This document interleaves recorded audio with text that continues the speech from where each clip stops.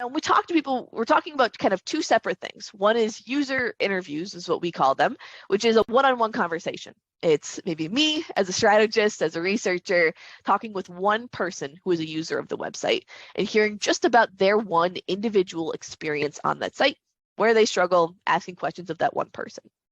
A focus group is a similar thing where I might be the one researcher, but we might have up to 8 people in a focus group having a larger conversation among the group of them about that site. Usually these are people that have similar qualities.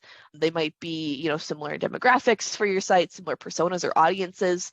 We're talking to like internal users. It might be, people who work in the same department. And these are just ways of kind of forming a conversation, and then we can share different ideas. Now, each of these, in addition, come with their own kind of pros and cons.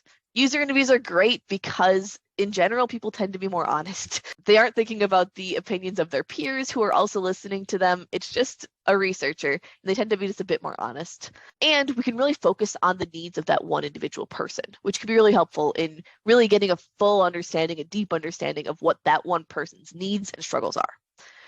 The cons are it's a one-sided conversation. We are only hearing that one person's opinion, which might not be the full picture.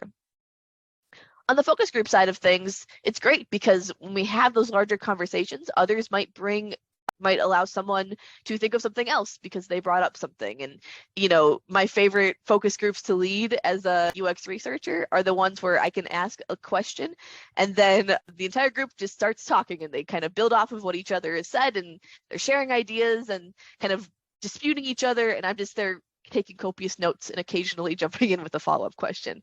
That's great because, people are sharing their own ideas and it's, allowing people to think more critically about things because of the things that their peers are bringing up, which can be really great.